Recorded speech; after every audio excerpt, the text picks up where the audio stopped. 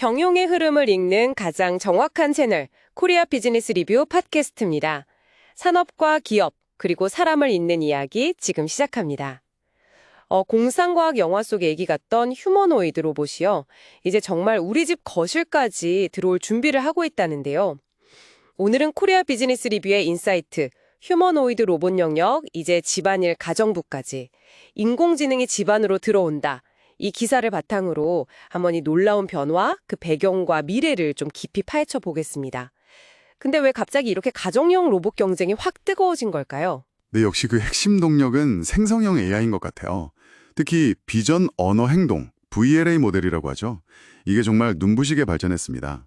뭐랄까 간단히 말하면 저기 선반 위에 사과 좀 줘. 이런 말을 로봇이 알아듣고 또 그걸 보고 실제로 잡아서 행동으로 옮기는 그런 핵심 기술이죠. 아, VLA 모델이요? 네, 저희 기사에서도 그 피규어 AI의 헬릭스 모델의 사례가 나오는데 물건 정리해줘 이 한마디에 냉장고랑 선반에 알아서 물건을 딱딱 분류하더라고요. 와, 진짜요? 그 정도예요? 네, 이걸 보면 이게 정말 많이 발전했구나 실감할 수 있죠. 그러니까 단순히 듣는 걸 넘어서 보고 이해하고 심지어 행동까지 하는 거네요. 맞습니다. 카네기 멜론 대학의 지팍 파텍 교수도 이제 로봇이 그냥 스스로 연습하면서 학습하는 시대가 열렸다 이렇게 말했죠. 이야, 정말 시대가 바뀌는군요. 근데 집안에 들어오려면 안전 문제도 중요할 것 같은데요? 물론이죠. 굉장히 중요합니다. 그래서 노르웨이 원엑스의 네오감마 같은 로봇은 일부러 좀 부드러운 니트 나일론인 외피를 썼어요. 그리고 그 자체 AI, 온보드 AI라고 하죠. 그걸로 주변 환경 인식하고 안전 기능을 강화하는데 아주 집중하고 있습니다. 사람하고 같이 지내려면 안전이 최우선이니까요. 그렇죠. 기술 발전도 빠른데 기업던 움직임도 정말 발빠른 것 같아요. 피규어 AI 같은 경우는 자체 개발한 AI 모델 헬릭스요. 이게 생각보다 성능이 너무 좋아서 가정용 테스트를 원래 계획보다 2년이나 앞당겼다고 하더라고요. 네, 맞아요. 그게 또 흥미로운 게 원래 오픈 AI랑 파트너십을 맺었었는데 그걸 깨고 자체 노선을 택한 결과라는 거예요. 아, 기술 독립이 오히려 혁신 속도를 더 높인 거군요. 네, 그런 사례로 볼 수 있겠죠. 반면에 그 일렉스라는 회사는 좀 달라요.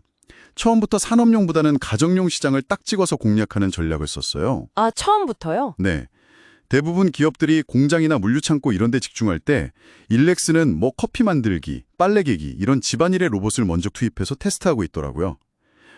그러니까 잠재력이 큰 가정용 시장을 먼저 선점하겠다 이런 의도군요.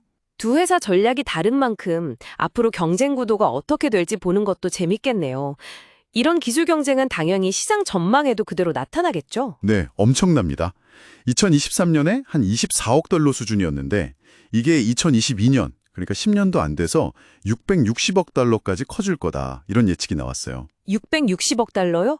연평균 성장률이 45%가 넘는다는 건데, 와, 이건 뭐 숫자가 중요한 게 아니라 로봇이 진짜 특수 장비가 아니라 그냥 일반 가전제품처럼 우리 집에 들어올 수 있는 그 문턱을 넘어서고 있다. 이런 신호 같아요. 정확히 보셨습니다.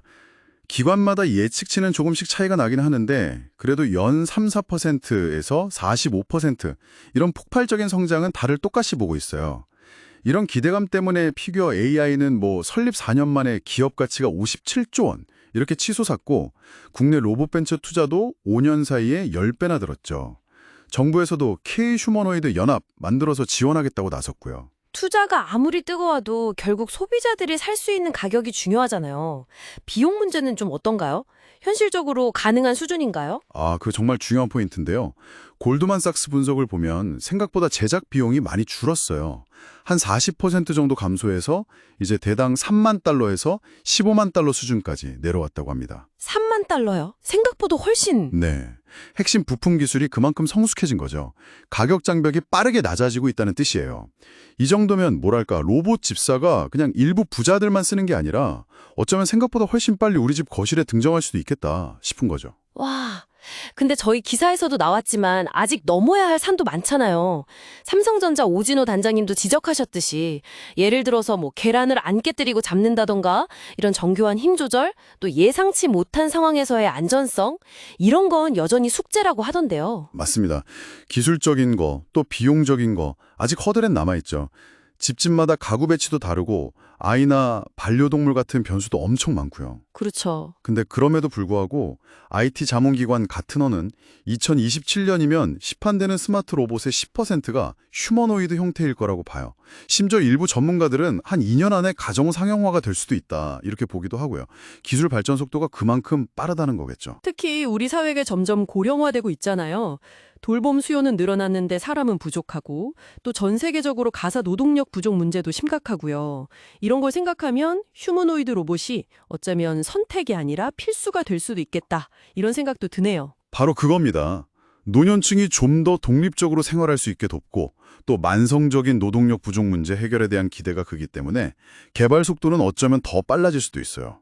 단순히 집안일 좀 도와줘서 편하다 이걸 넘어서 사회 구조적인 문제를 푸는 열쇠가 될 수 있다 이렇게 주목받고 있는 거죠. 네, 생성형 AI 발전이랑 비용 절감, 이 두 개의 날개를 단 가정용 휴머노이드 로봇, 정말 이제 먼 미래 얘기가 아닌 것 같습니다.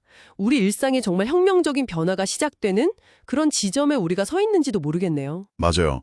근데 로봇이 정말 우리 집에서 같이 살게 되면 편리함 그 이상을 좀 생각해 봐야 할 것 같아요. 예를 들면 인간관계는 어떻게 바뀔까? 또 사생활은 어떻게 지켜야 할까? 더 나아가서 가족의 의미는 또 어떻게 달라질까? 이런 것들이요. 앞으로 우리 모두가 좀 같이 고민해 봐야 할 그런 흥미로운 질문들이 아닐까 싶습니다. 오늘도 함께해 주셔서 감사합니다. 경영의 본질을 탐구하는 고품격 지식 채널 코리아 비즈니스 리뷰 팟캐스트였습니다. 구독과 알림 설정 그리고 좋아요 클릭으로 KBR과 함께 더 멀리, 더 깊이 가보시죠. 다음 에피소드에서 뵙겠습니다. 그리고 마지막으로 한 가지. 코리아 비즈니스 리뷰의 팟캐스트는 곧 유료 구독이 될 수도 있으니까요. 미리 구독을 눌러놓으신다면 계속 무료로 들으실 수 있겠죠? 그럼 다음 시간에도 깊이 있는 이야기로 찾아뵙겠습니다.